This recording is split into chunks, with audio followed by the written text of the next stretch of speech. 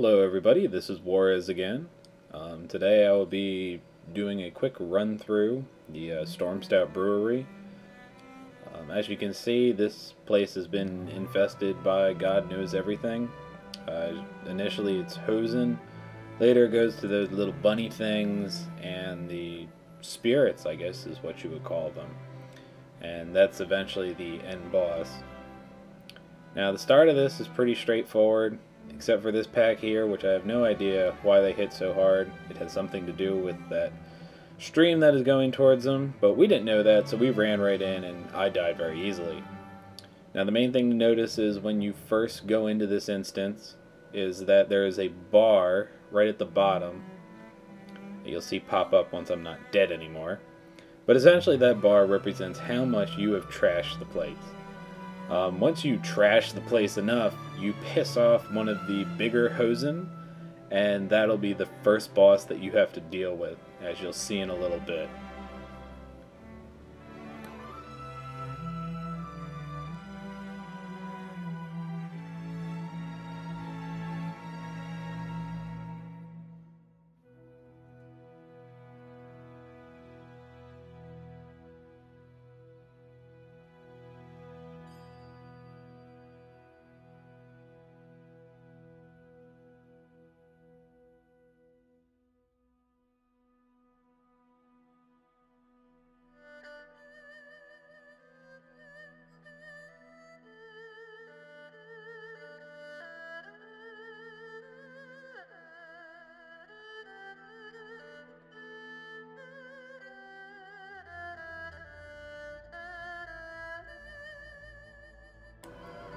Another thing to note is that you can ride on these little barrels, and this is the area that the main boss will show up in. Also, all these Hosens are considered neutral, and the more you kill, the more that bar fills up. But those little barrel drums you can ride on top of, and you can run into all the Hosen and get a lot of splash AoE damage. That's kind of the big theme here. There is almost an item in every area that does some sort of either special attack, that does an AoE effect. For this, it's riding on barrels of brew. For later, you kind of get like a Mario hammer-esque thing. And as you'll see in a second here, once we kill a few more of these, the big baddie's going to pop out. And we'll get to that fight.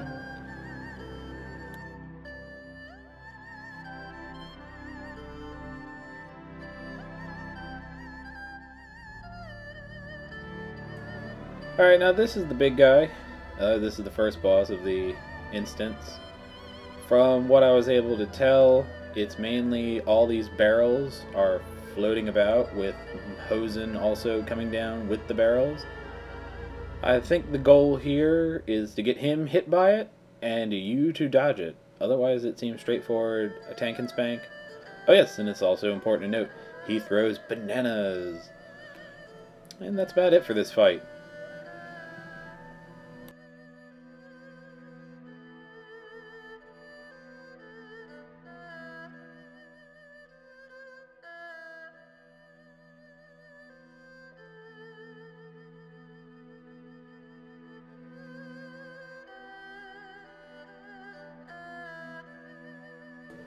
Just another quick interjection, you'll notice that they've changed the loot window a little. As this is part of the whole UI update that they're slowly, or either have, rolled out.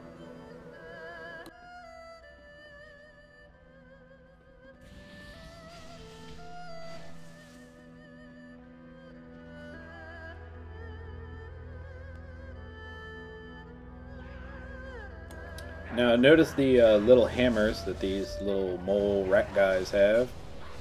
What you are able to do is pick up those hammers, and they will give you a special attack that you can use. It's essentially like a big AoE cleave knockback all in one.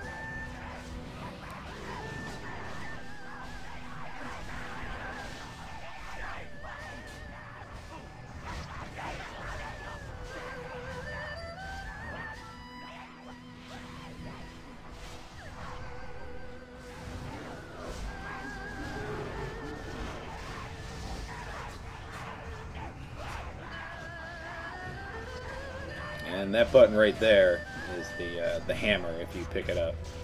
You get that ability, and it knocks him back, cleaves, AoE, all of it. Now this is important to note that this is supposed to be a gauntlet. It really doesn't feel like one, as they're really easy to kill. We had no trouble whatsoever. They don't hit hard or anything, but this is a gauntlet, which eventually leads to the second boss that is on the tiniest platform possible.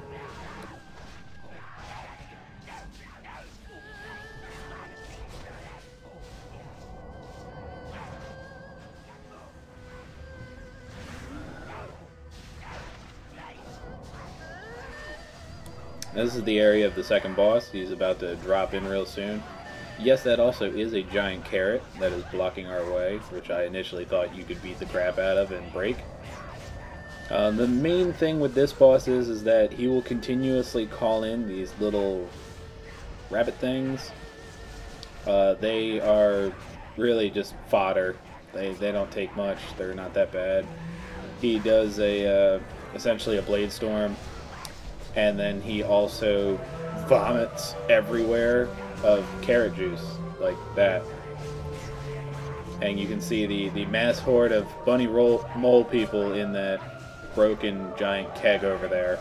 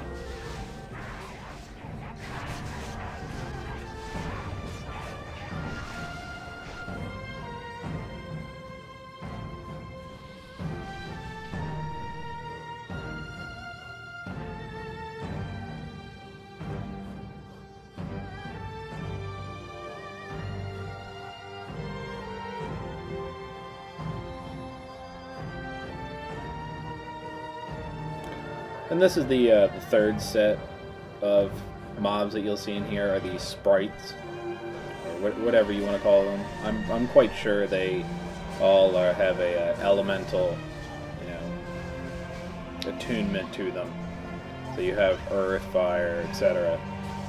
I think calling them sprites is appropriate. Initially thought this was a boss when I was coming down here, but he is not. He's just a big mob. Now what's interesting is this set of mobs over here, what they do is they chain together, and you have to stop them from doing so. And also, if you step in those little puddles, you are instantly drunk within, like, just stepping on them.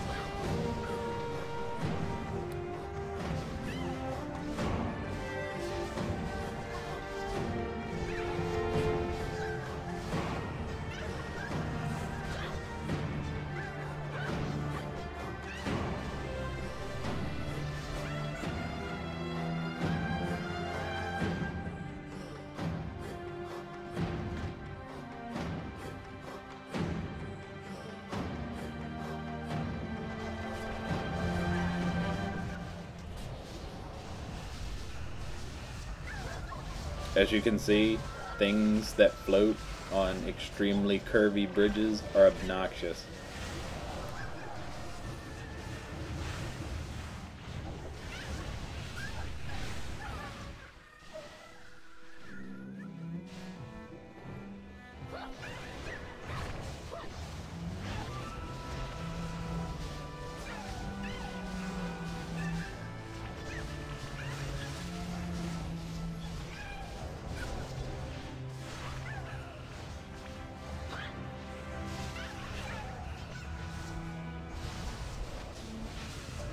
With these mobs, I am not sure what was going on. It was most likely that brew AoE at the bottom that takes up all your screen.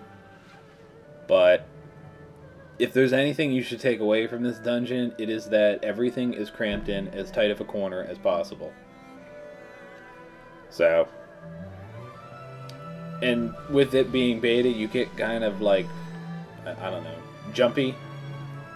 Because you don't know what does what, and your UI is not the same. Trust me, Blizzard UI is a pain to use when you haven't used it in years. But anyway, my game crashed, as you can see. And then I had to log back in twice to get back into the boss. So this is the final boss. He essentially has a couple... There's two things you need to be aware of, which I found out later. You'll see that I am not aware of any of them initially. First is that he puts a debuff on you that you need to keep moving, otherwise you go to sleep. Essentially, he is poisoning you with brew. The other thing, which I did not notice, and as you can see right now I'm falling asleep, and this is what happens if you don't keep moving, is you get a buff to jump real high, which you will see a team member pop up. You know, you'll see him jump over it. I, on the other hand, didn't get this concept, even when I did it right that time, because then I was still affected by it. So, that's the gist of it. You're supposed to essentially keep jumping over those squares that come across, or essentially lines of brews. But I wasn't aware of it at the time. But now you know, so you cannot make the same mistake.